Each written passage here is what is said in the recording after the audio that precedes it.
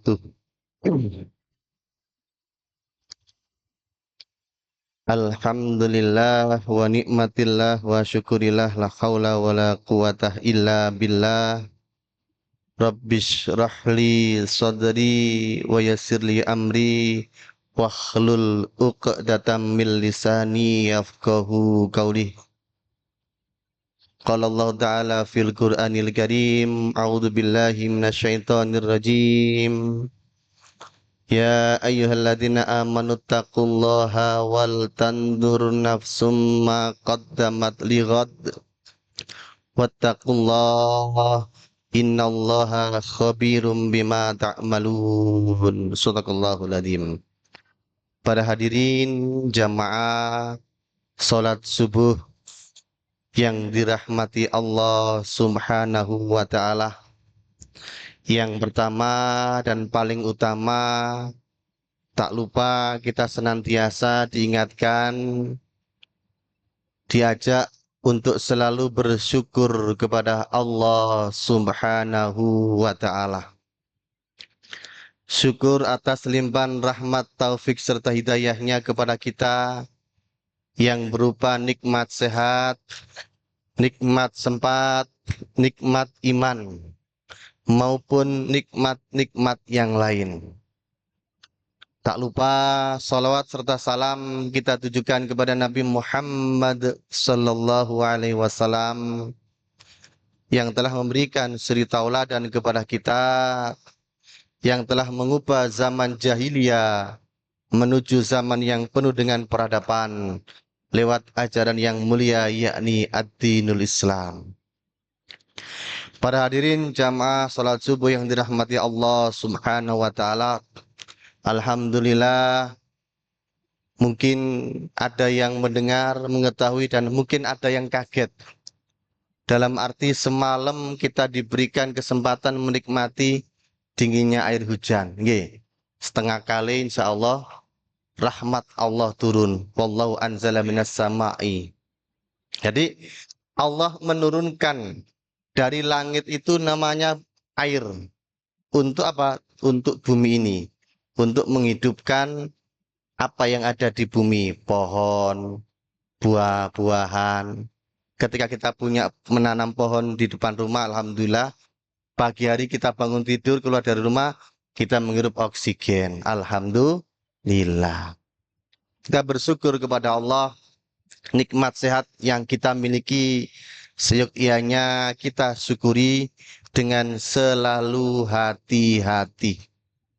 Sehat ini insya Allah sangat berharga bagi kita. Dengan kesehatan ini kita diberikan kesempatan melaksanakan ibadah dengan semaksimal mungkin. Dengan sehat ini kita bisa melangkahkan kaki kita menuju sholat subuh. Alhamdulillah. Oleh karena itu kita harus selalu hati-hati. Kenapa? Agar kita tidak jatuh sakit, yakni sarang penyakit. Oleh karena itu nikmat kesempatan ini pun juga tidak datang berkali-kali. Sempat yang kita miliki diberikan oleh Allah Subhanahu wa taala pernah juga diragukan. Dua kenikmatan yang sering dilupakan manusia. Nikmat sehat, nikmat sempat. Maka dari itu kesempatan yang ada pada diri kita, mari kita ingatkan, kita kembali kepada surat Ali Imran ayat 102. Wala tamutunna illa wa antum muslimun. Maka janganlah kamu mati kecuali dalam keadaan berserah diri kepada Allah Subhanahu wa taala. Oleh karena itu, ketika kita diberikan kesempatan, semoga perjalanan ini kalau dikatakan awal setelah Ramadan, ya masih 1 bulan. Ini Ramadan nggih. Baru 1 bulan. Masih ada 10 bulan lagi menjelang bertemu dengan bulan suci Ramadan. Maka ketika kita berada di waktu pagi hari, jangan menunggu datangnya sore hari. Apabila kita berada di waktu sore hari, jangan menunggu datangnya pagi hari. Khudh min sihatika. Jadi salah satu pesan dari seorang sahabat, ambillah dari sehatmu untuk sakitmu. Jaga-jaga, antisipasi.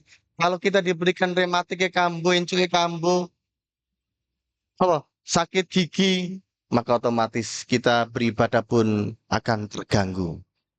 Oleh karena itu kita diberikan kesehatan, nikmat sempat ini mari kita manfaatkan dengan sebaik mungkin sehingga kita selamat sampai mati.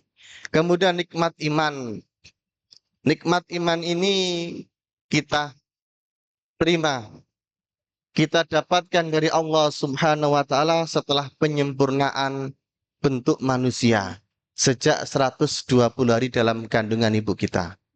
Alastu birabbikum qalu bala syahidna. Jadi kita sudah taken kontrak, kita sudah ber-MOU dengan Allah Subhanahu wa taala, bersaksi bahwa tiada Tuhan selain Allah Subhanahu wa taala. Maka iman ini pun seperti pohon, seperti tanaman yang kalau tidak disiram, diberi pupuk, lama-kelamaan juga akan layu. Sama dengan iman ini, kalau iman ini sudah diberikan oleh Allah secara gratis, maka kesempatan kita adalah untuk mempertahankan, meningkatkan. Dengan cara apa? Iman itu kita tingkat dengan istiqomah, menjalankan amalan. Jadi I-nya itu istiqomah, M-nya menjalankan, A-nya adalah amalan. Ini bukti real contoh. Saat ini kita telah selesai melaksanakan ibadah sholat subuh. Ini contoh bahwasanya kita sudah istiqomah. Mugi-mugi istiqomah kula lan panjenengan sedaya diterima oleh Allah Subhanahu wa taala. Amin Allahumma amin.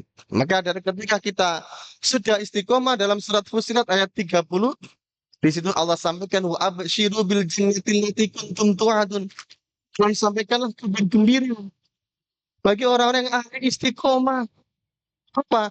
Jannah, tempat yang Allah janjikan tu'adun. Maka tempat yang terbaik itulah yang Allah akan berikan kepada orang-orang yang istiqomah. Oleh karena itu, ma'asyiral muslimin jamaah rahimakumullah. Pada kesempatan penuh berbahagia ini, setelah sholat subuh kita diberikan kesempatan untuk duduk bersama dalam sebuah majelis. Kita bersyukur kepada Allah. Ketika saya membaca sebuah kalimat statement salah satu masjid di Surabaya yang ada di daerah Geduru sana. Jangan tinggalkan ngaji, karena hati butuh asupan gizi. Jadi kita ngaji ini adalah untuk hati kita. Karena hati adalah rajanya manusia. Apa ini pengen ini dari hati kita, niat kita.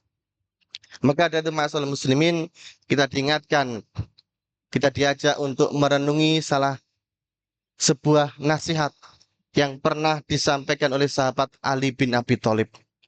Jadi seandainya manusia ini kalau tidak ada 5 perkara, maka akan menjadi orang-orang yang solih. Pasti aja semuanya solih.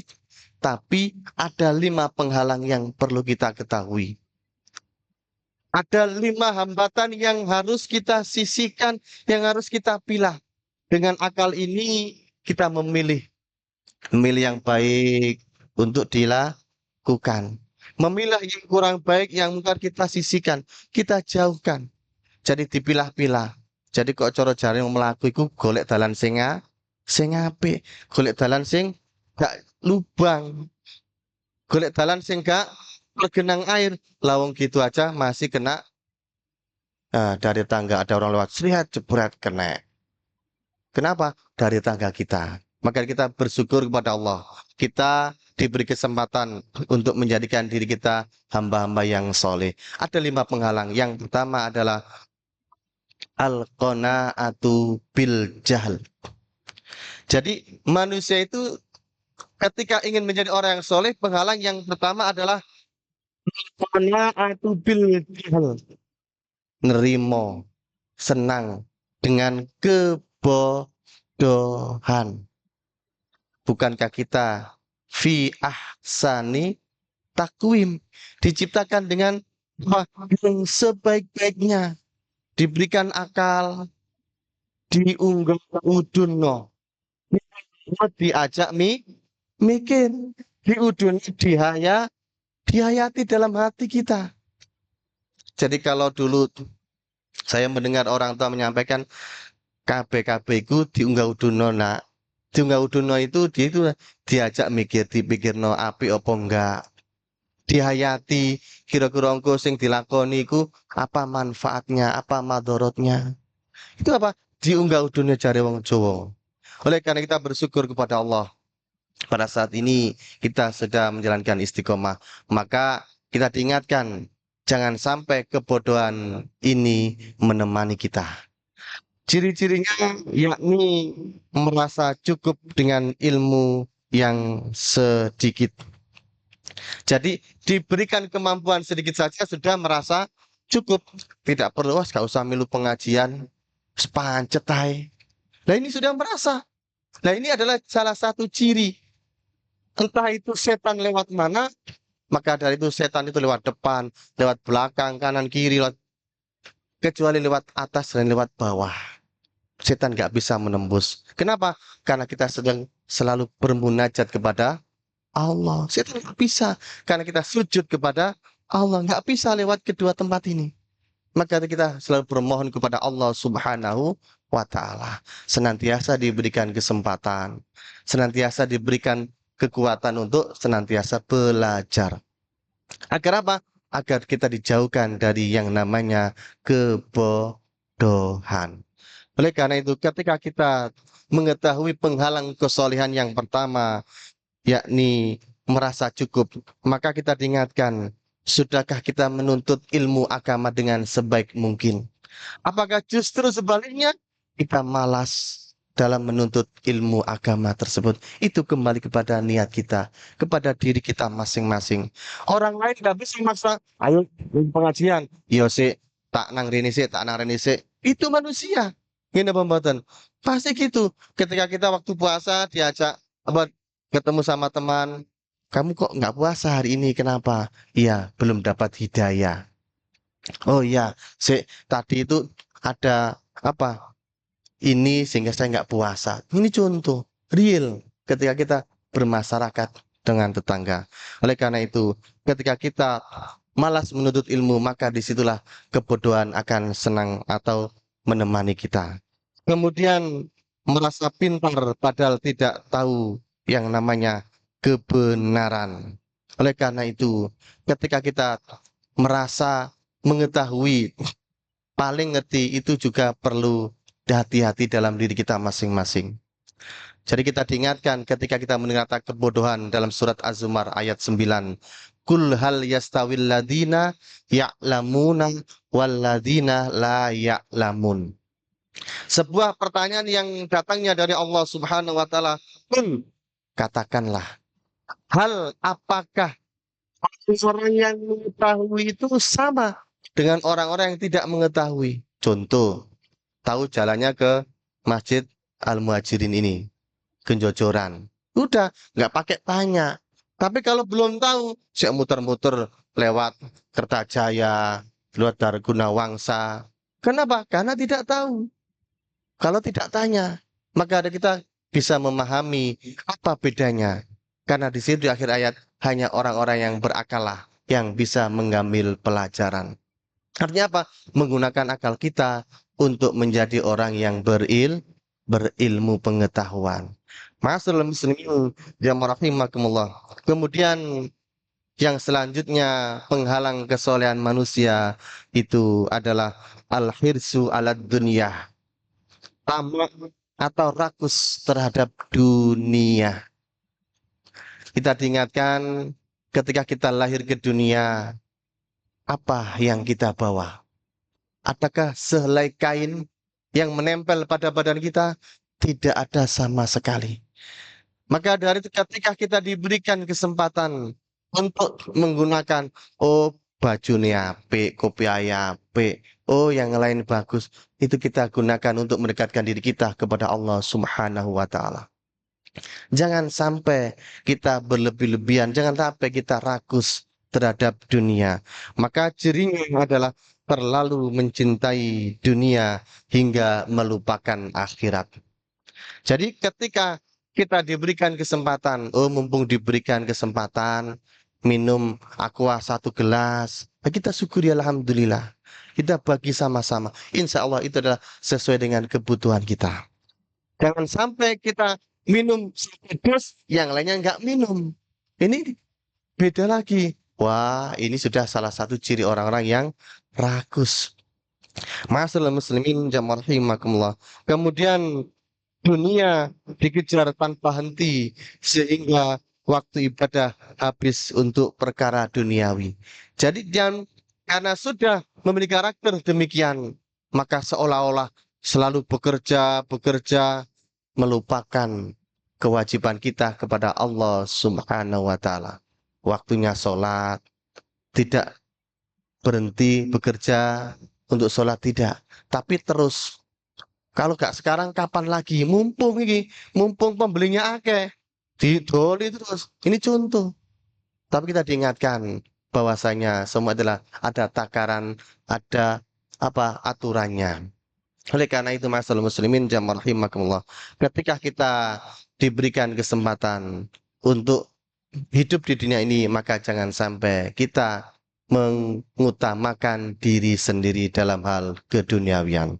Kemudian penghalang manusia dalam kesolehan yang ketiga adalah kikir dengan kelebihan harta. As-suhu bil fadli. Jadi ketika di dunia ini diberikan kesempatan untuk memiliki, menjalankan amanah, menjaga amanah yang namanya harta, maka kita jangan lupa 2,5% itu kita sisihkan. 2,5% dari apa yang kita dapatkan kita bawa ke masjid ini. Di masjid ini akan dikumpulkan apa? Menyantuni anak-anak yatim. Siapa? Warga yang ada di sekitar masjid. Muhajirin ini, oh senang.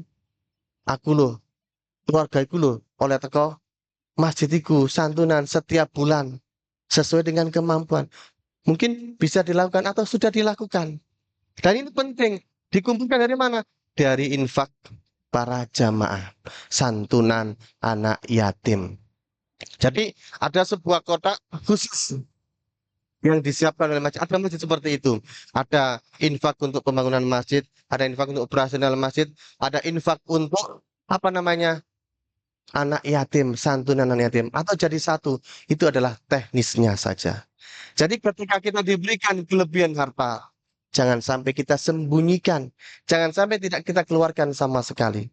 Bukankah sebagai warga negara Indonesia 1 tahun 1 kali wajib mengeluarkan pajak? Ini pembuatan sepeda motor, rumah yang kita beli dengan uang kita dikenakan pajak.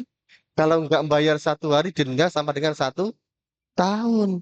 Itu sepeda motor. Maka dari ketika diberikan kelebihan harta, kita diingatkan dalam surat Ali Imran ayat 180. Dan janganlah kamu mengira apa yang kamu bakhilkan, apa yang kamu kikirkan, itu huwa khairul lahum. Mengira itu adalah baik, bal huwa syarrul lahum. Tetapi itu sebenarnya tidak baik.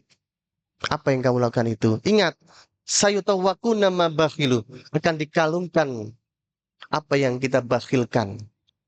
Ya ini apa? Api dari neraka. Jadi yang kita bakhilkan itu diganti dengan api dari neraka. Dan nanti mungkin saat ini kita tidak bisa merasakan. Tapi nanti kalau kita sudah bertemu yang namanya hari kiamat, maka disitulah akan kembali, akan diberikan balasan bagi orang-orang yang kikir atau bakhil. Oleh karena itu ma'asyiral muslimin jamaah rahimakumullah, ketika kita diberikan kelebihan harta, jangan sampai kita apa? Memiliki seutuhnya semuanya tanpa mengeluarkan infak sama sekali. Tadi kita sampaikan apa yang kita bawa ketika kita lahir itu pun juga tidak membawa apa-apa. Tidak membawa selai kain pun, atau tidak membawa sebuah cek sebesar 1 miliar. Enggak. Tapi kita membawa iman. yang diberikan oleh Allah Subhanahu wa Ta'ala. Sehingga apa? Kalau kita tahu, maka kita pilih, kita jauhkan sehingga kita menjadi orang-orang yang soleh. Amin Allahumma amin. Muslimin jamaah rahimakumullah. Kemudian yang keempat adalah riya'u fil amali alladzina hum yura'un. Salah satu ciri pendusta agama dalam surat Al-Maun. Jadi ketika kita beramal solih, maka jangan sampai orang lain itu tahu. Bahkan di masjid nggak usah dikasih tahu. Meskipun infak 10 juta, nggak usah rame-rame. Dari rumah masukkan amplop, masukkan kotak, selesai. Yang tahu hanyalah Allah Subhanahu wa Ta'ala. Nggak usah wedi, nang kotak itu dijukuk wong liya, dijukuk pencuri, enggak. Kita sudah infak. Yang tahu Allah, sudah dicatat oleh Allah. Oleh karena itu ketika kita diberikan sebuah kesempatan berbuat baik, jangan sampai kita menemani atau ditemani dengan yang namanya ria. Biasanya kalau infaknya lebih atau banyak, DTF transfer, mboten nopo-nopo, asalkan riaknya jangan diikutkan. Tapi kalau ikhlas tulus, bahkan takmir pun tidak boleh tahu, maka bawa ke masjid langsung, dimasukkan kotak sehari 1 juta, 1 juta, 1 juta. Insya Allah itu akan lebih berkah karena tidak ada yang tahu kecuali dirinya dan Allah Subhanahu wa Ta'ala. Pak, nggak mampu Pak 1 juta, monggo saikhlasih. Semampu kita 1.000, 2.000, 100.000 setiap hari. Nggak ada yang tahu kecuali Allah. Apalagi sedekah setelah sholat subuh. Itu juga sangat luar biasa. Masyaallah muslimin jamaah rahimakumullah. Sehingga ketika kita mengetahui, oh ternyata dia itu adalah syirik kecil, yang mana di situ harus kita sisihkan, kita pilah agar tidak menemani dalam amal kebaikan kita. Untuk mempertahankan iman adalah istiqomah menjalankan amalan. Masyaallah muslimin jamaah rahimakumullah. Kemudian yang kelima dari penghalang manusia untuk menggapai sebuah kesolian itu adalah al-ijabu birro'yi, yakni membanggakan diri atau yang namanya sombong. Kalau kita sudah mendengar sering, mohon maaf, nggak menyinggung, tapi aku loh sing bangun masjid muhajirin, aku loh sing infak setiap bulan nang masjid, itulah ciri-ciri orang. Ketika sudah kata aku, itu seringkali dan mendekati sifat yang sombong. Kalimatnya akan mengikuti. Aku loh infak nang masjid iku, aku loh sing bantu anak yatim nang tonggoku kabeh. Aku loh sing apa? Ah, itulah khawatir itu menjadikan diri kita menjadi sombong. Padahal apa yang kita dapatkan, apa yang kita miliki itu hanyalah titipan Allah Subhanahu wa Ta'ala. Hanya titipan. Maka kita tidak ada apa hak untuk sombong, tidak boleh. Maka kita diingatkan, ittaqullah, takwa kepada Allah, taqarrub dan tawaduk kepada Allah. Mendekatkan diri kita kepada Allah Subhanahu wa Ta'ala dengan segala kerendahan diri kita. Di hadapan Allah kita tidak ada apa-apanya. Kita ini adalah seorang apa, ciptaannya Allah. Maka dari ketika diberi kesempatan untuk bisa mampu, maka itu hanya kebetulan saya diberikan rezeki yang lebih sehingga bisa membangun bersama-sama panjenengan. Itu insya Allah lebih enak dan menenteramkan orang yang mendengar daripada aku lo sing infak nang kene, aku lo sing, nah, itu kurang baik. Maka dari masyarakat muslimin jamaah rahimakumullah, itu dalam hal segi infak, belum lagi dalam hal segi yang lain. Ketika kita diberikan kesempatan untuk memiliki sebuah atau menggunakan akal dengan sebaik mungkin, sungguh kami telah menciptakan manusia dalam keadaan yang sebaik-baiknya. Itu kita manfaatkan, kita diingatkan, jangan sampai ketika kita diberikan kesempatan menggunakan akal, itu menyombongkan diri sendiri, tidak menerima pendapat orang lain. Gak iso, kudu kok ngene, kudu kok seperti iki, enggak. Tapi kita bermusyawarah. Kenapa? Karena kita berada di lingkungan masyarakat, kecuali untuk dirinya sendiri. Jadi bukan karena sombongnya, tapi itulah keinginan kita. Oleh karena itu kita bersyukur kepada Allah ketika kita diberikan kesempatan untuk mengetahui 5 penghalang yang menjadikan manusia sombong. Mohon maaf, menjadi manusia yang soleh. Mari kita jauhkan ke 5 hal tersebut.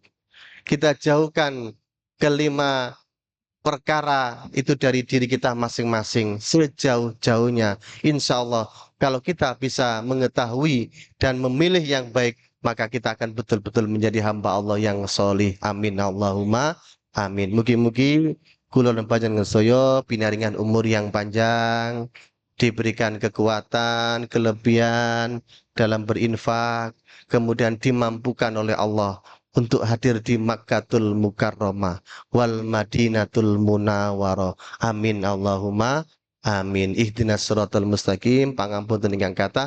Fastabiqul khairat. Wassalamualaikum warahmatullahi wabarakatuh.